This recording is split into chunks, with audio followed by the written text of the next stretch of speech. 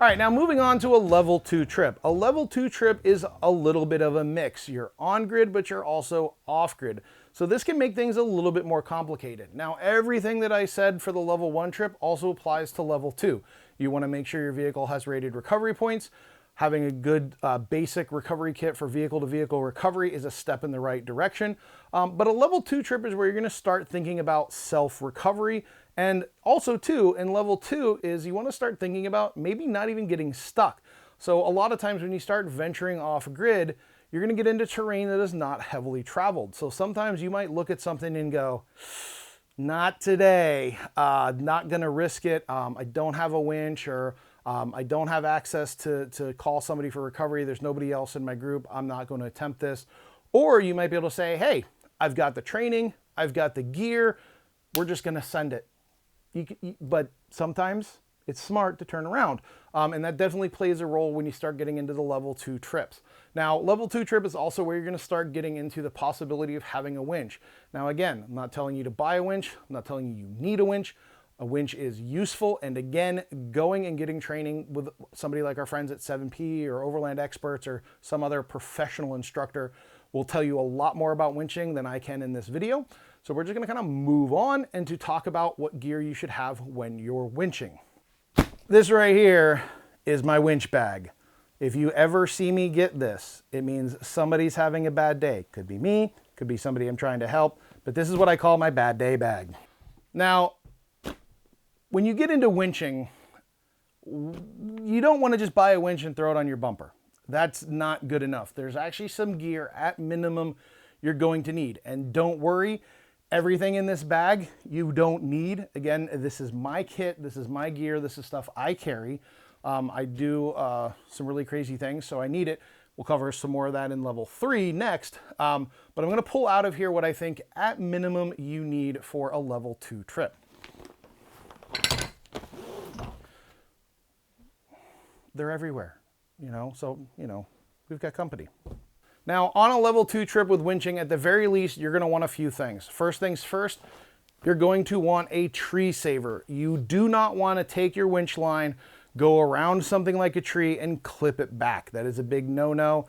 A tree saver does just that. It actually saves the tree. So tree savers are a little bit wider. So if you notice, this is a 3-inch strap. The strap that I said I carried earlier is only a 2-inch wide strap. So this thing helps disperse the load on the tree bark, does less damage to the tree. Tree savers are also a little bit short. They come in ranges anywhere from 6 to 10, possibly even 12 feet. So it's not something you would necessarily use for a vehicle-to-vehicle recovery, but it is something that you would, again, put around a tree or a big rock or another big obstacle that you want to winch to as your anchor point. So this is an essential piece of gear for any winching kit. Now with that, you're also going to want some more shackles. So again, I've got 2 of these that came with my worn winch recovery kit. I also have a couple extra soft shackles depending on what I'm trying to do.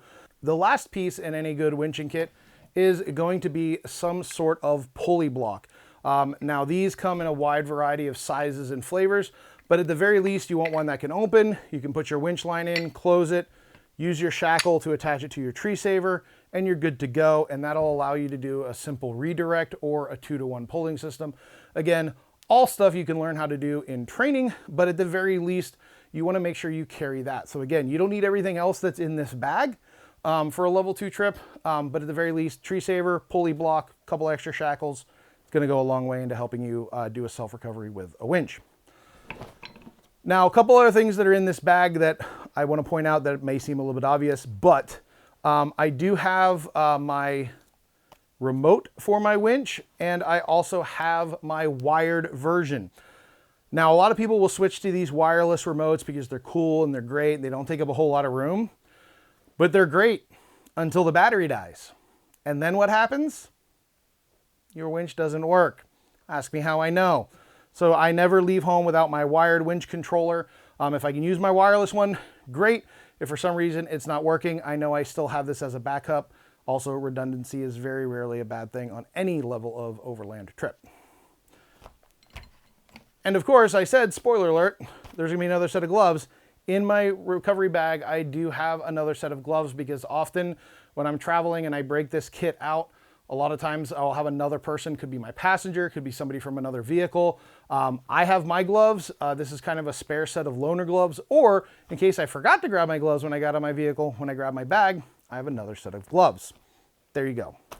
The last thing in this bag that is kind of fun to have is this book by Factor 55. This is a basic guide to winching. Again, it's no substitute for hands-on training, but it is a nice quick reference guide. You can kind of look at it. You know, it's got some diagrams and stuff in here. So sometimes you might be trying to remember like, oh my God, when I was with Ted at Overland Experts, he told me how to rig this 2-to-1 system. I don't remember what it looks like. Break out the book. It's got some good information in here. Again, I keep it in the bag just as a quick reference guide. So a quick summary on organizing your recovery gear for a level 2 trip. Again, everything that we said in level 1 still applies. Some of the stuff that we said about any trip, so things like traction boards, having a good jack, it's great. Having some sort of strap kit appropriate for your terrain and vehicle and recovery types is always a good idea. And again, one of the things that I've kind of been hinting at is this whole idea of being proactive instead of retroactive. So again, if you can prevent yourself from getting stuck, that's always a great thing. But also too, you want to sometimes pre-stage your gear, and that becomes more essential on a level 2 trip because you're going to be in more remote, more difficult terrain. So again, like I said, with my strap kit, I can put it on my bumper, attach it to the roll bar. Same thing with this recovery kit. I might pre-stage this on the back seat, seat belt it in, put it behind the seat so it's someplace easy to get rather than leaving it in the bottom of a drawer in the back of a vehicle. And that is going to become even more essential when we start talking about a level 3 trip.